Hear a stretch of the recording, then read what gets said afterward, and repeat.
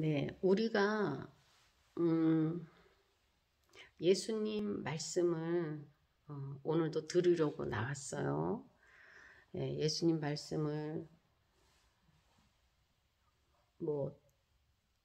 오늘은 무슨 말씀을 하실까 주실까 이렇게 의식하지 않고 나왔다 할지라도 일단은 오늘은 주님께 예배하기 위해서 우리가 이렇게 이제 모였어요. 그런데 우리가 사실 이 모이는 이유를 알고 모이는 거랑 모르고 모이는 게 많이 달라요. 왜냐하면 모르고 모이면은 그냥 어려운 수고가 될 수가 있는데 알고 모르면 거기에 하나님의 능력이 역사하신다는 거예요.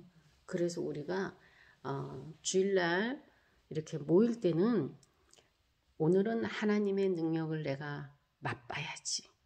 오늘은 하나님의 은혜를 내가 체험해야지. 어떤 이런 욕심을 가지고 오시는 게 굉장히 중요하고 저도 마찬가지예요. 저도 그런 욕심을 가지고 와야 되고 또 오늘은 또 어떤 말씀으로 내게 역사하셔서 내 삶을 그의 은혜와 사랑으로 사로잡아 주실까 이런 기대를 하는 것이 그냥 오늘이 주일이니까 간다 이렇게 하는 거랑은 완전히 하늘과 땅 차이 다른 삶이 이루어져요. 그래서 우리가 오늘도 하나님이 과연 오늘 우리에게 어떤 말씀을 주실까 우리 한번 기대하면서 본문은 제가 정해왔지만 하나님은 하나님의 방법대로 또 우리를 깨닫게 하시고 이끄시니까 우리가 짧은 시간이라도 기대하면서 오늘 시간을 나누기를 원해요. 그리고 우리가 제가 오늘 아침에는 참 이런 생각을 많이 했어요. 내가 이제부터 설교를 한다면은 정말 이 말은 내가 어디 다른 데 가서 설교를 하든 어디에서 설교를 하든 이 말은 꼭 하면 시작을 해야겠다 이런 생각이 들었어요. 그게 무슨 생각이냐면 자 우리가 오늘은 왜 예수님 말씀을 들으려고 모였을까요? 왜 우리는 예수님 말씀을 들으려고 모였을까요? 여기에 대해서 꼭 얘기를 하고 설교를 해야겠구나 이런 생각이 주님께서도 주신 것 같아요. 그것은 우리가 왜 예수님 말씀을 드려야 되나 하면 그분이 나를 대신해서 내가 죽어야 할 십자가와 내가 받아야 할 저주와 심판을 그분이 대신 자기의 생명과 피로 받았기 때문이라는 거예요. 아니 하다못해 누가 나를 1억만 줘도 아니 1,000만 원만 줘도 얼마나 고맙고 감사해요. 내가 빚에 시달려서 내가 너무 괴로움을 당할 때 누군가가 그 빚을 대신 갚아준다면 우리는 아마도 콩 한 쪽, 마늘 한 쪽도 그 사람 주고 싶어서 안달할 거예요. 하물며 나를 대신해서 영원히 지옥을 가야 되는데 영원히 그 아름다운 천국에서 살 수 있게 대신 주고 주신 것만 해도 우리는 평생 그분을 섬기는 게 부족할 게 없어요. 사실은. 내 모든 것을 드린다 한들 뭐가 아깝겠어요? 그분의 그 사랑이. 내가 너를 위해서 기꺼이 죽어주고 내가 너를 위해서 아버지는 또 기꺼이 내가 내 하나밖에 없는 아들을 내가 내어주는 이 사랑을 네가 좀 알아줬으면 좋겠다. 이렇게 말씀하시고 싶어서 오늘도 교제하려고 이렇게 성경을 펼쳤어요. 우리가 그런 아버지의 마음을 정말 조금이라도 정말 바늘구멍만큼이라도 우리가 모일 때마다 알아간다면 그 바늘구멍을 통해서 들어오는 빛은 우리의 생명과 능력이 될 거라는 것이죠. 그래서 우리는 오늘도 예수님의 말씀을 들으려고 한다는 겁니다. 우리가 왜 말씀을 들어야 하는지에 대해서 우리가 앞으로는 이런 생각을 가지고 말씀을 들으면 저를 비롯해서 모두가 더 능력 있는 삶을 하나님의 능력과 지혜로 정말 세상을 넉넉히 이기면서 살아갈 수 있을 거라고 이제 확신이 되는 거예요.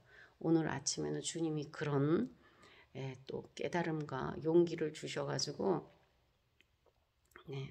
어떤 어려운 가운데서도 주님이 이렇게 깨닫게 해주시면 굉장히 용기가 나고 자신감이 생기고 담대해지잖아요. 우리가 살아와 보면. 근데 이제 오늘 이 말씀을 보면은 이 사람도 오늘 우리와 같은 마음인 거예요. 사실 이 사람은 피부에 병이 생긴 거예요. 이 피부에 병이 생겼다는 이유로 인해서 주변 사람이나 가족이나 모든 사람한테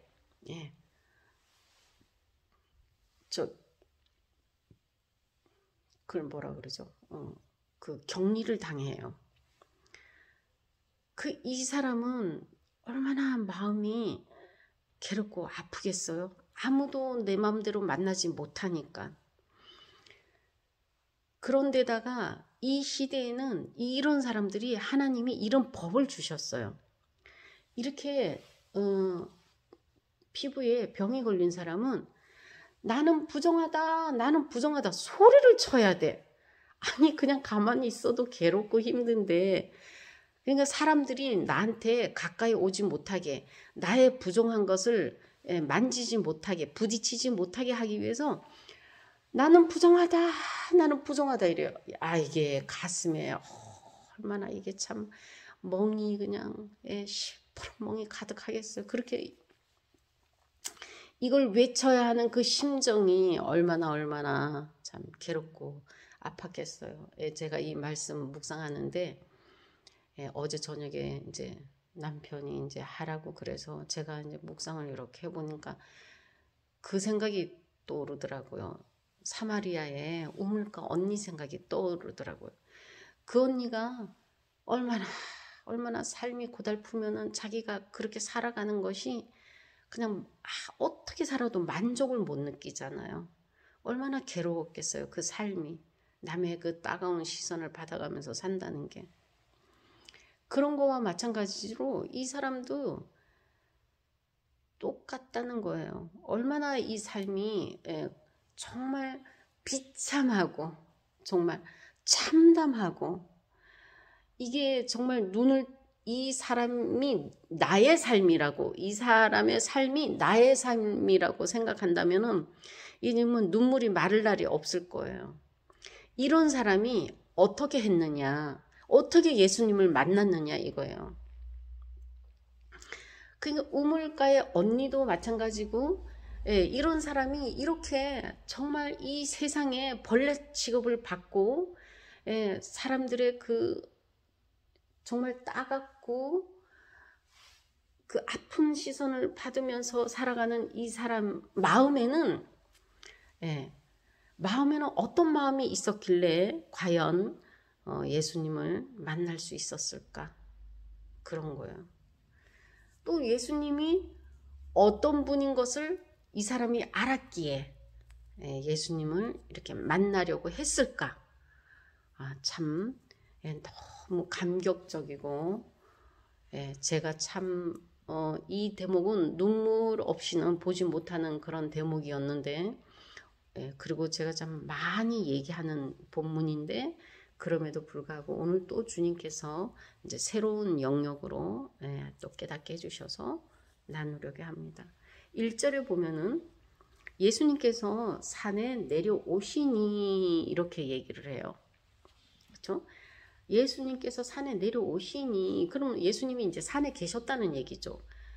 그것은 보면은 5, 6, 7장 아마 5장이나 뭐 이렇게 산상수훈을 하시고 이제 거기에서 5, 6, 7장을 아마 그 산에서 이렇게 다 설교를 하신 다음에 내려오시는 길에 이 사람을 만난 것 같아요. 본문을 보면은 산에서 내려오시니 이렇게 얘기하시는 거 보면 그러면 예수님은 산에서 그 설교를 하시고 내려오시는 동안에 그럼 이 사람은 어디에 있었냐 이거죠.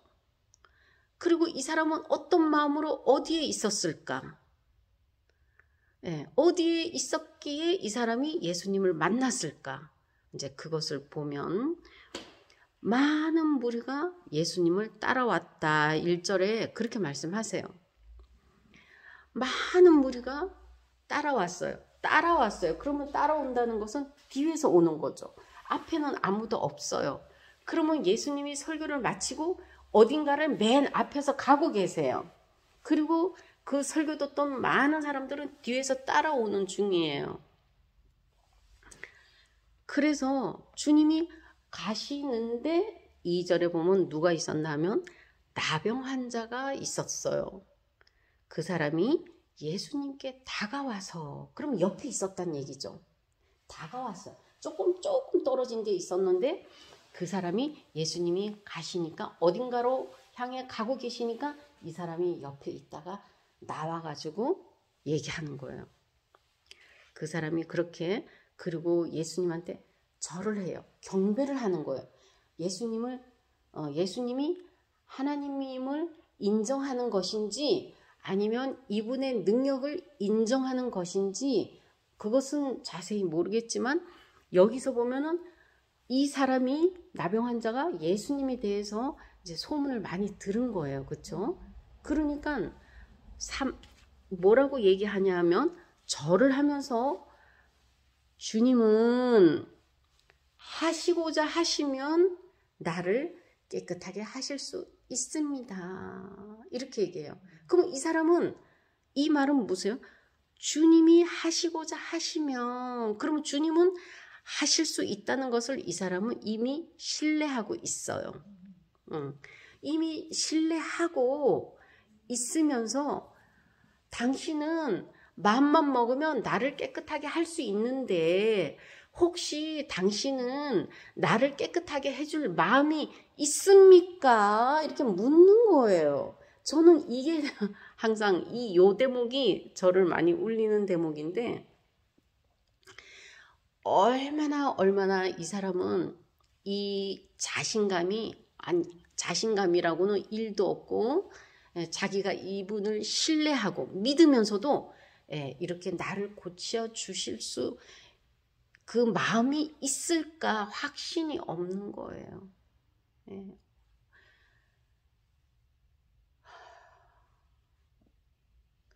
그런데 주님은 이 사람의 무엇을 보나 하면은 제가 볼 때는 예수님께서 손을 내밀어 그에게 대셔요.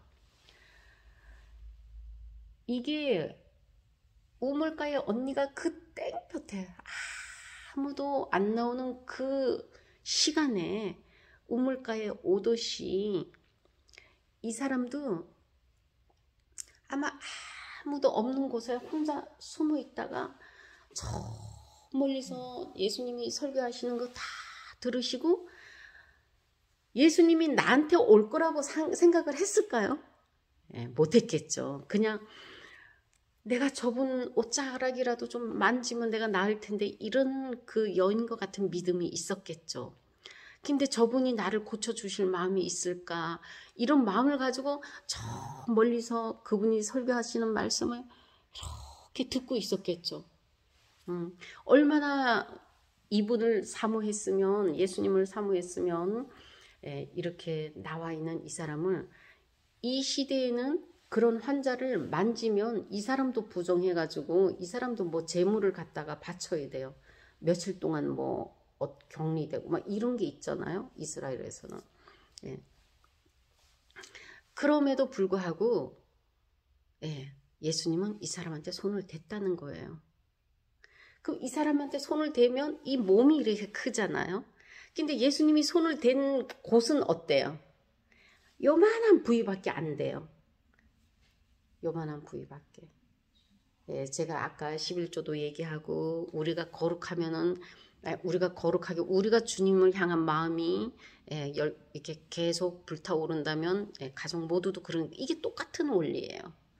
예, 예수님이 손을 대셨어요. 손을 대셨는데 어디를 대셨는지 모르지만 예수님 손이 커봐야 뭐 저보다 조금 크시겠죠. 그럼 그 된 부분이 이 온 몸에 비하면 지극히 작은 부분인데 거룩하신 예수님의 손이 닿음으로 인해서 온몸이 깨끗해지는 거예요. 그렇다면 우리가 마음을 주님께 드리기 위해서 내 마음의 표시를 내가 물질이나 시간이나 내 마음을 이렇게 드리잖아요. 그러면 그것으로 인해서 이 온몸이 깨끗해지는 거예요. 하나님은 그렇게 받으신다고 성경에 기록되어 있죠. 바울도 그런 얘기 하잖아요. 떡반죽을 이게 거룩하면 그 반죽 자체가 거룩해진다 그래요. 구약에서도 이 법은, 이 논리는 어디 다 통하는 거예요. 근데 그것이 여기에서도 통하는 거예요. 예수님의 거룩한 손길이, 요만한 손길이 이 큰 몸에 닿았는데 이 온몸이 깨끗해지는 거예요. 그래서 우리가 가족을 염려할 필요가 없어요. 우리가 가족이 예배 드려야 되는데, 기도해야 되는데, 성경을 봐야 되는데 이렇게 걱정할 것이 아니고 우리가 집중할 것은 사람이 아니에요. 저도 이런 훈련을 계속하고 있는데 저 사람은 왜 저럴까? 이 사람은 왜 이럴까? 나는 왜 이 모양일까? 나는 왜 이렇게밖에 안 될까? 나는 왜 이렇게 안 할까? 못 할까? 끊임없이 나나 다른 사람을 보는 거예요. 근데 주님은 그걸 원하지 않으신다는 걸 가르쳐 주시더라고요. 하나님은 내 자녀가 교회를 열심히 다니든 내가 올바로 신앙생활을 하는 이런 것에 관심이 없는 게 아니라 오직 주님은 무엇에 관심이 있으신가 하면은 내가 얼마나 예수님께 이렇게 이 환자처럼 집중을 하느냐 이거예요. 관심을 두느냐, 내 마음을 얼만큼 두느냐. 내가 모든 것에서 마음을 다 이것저것 할 일도 많고 자식도 그렇고 남편 아내 이게 모든 게 이렇게 내 마음을 많이 사로잡잖아요. 그러면 그 중에서 우리가 하나님께 예수님께 얼마나 사로잡히냐 이거죠.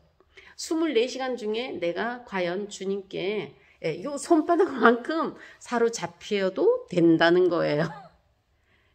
24시간 중에 내가 30분 아니면 10분이라도 주님을 향한 이 애틋한 마음으로 주님 정말 제가 어떻게 살아야 되는지 난 모르지만 주님께서 내 삶을 인도해 주실 것을 제가 믿고 기대합니다.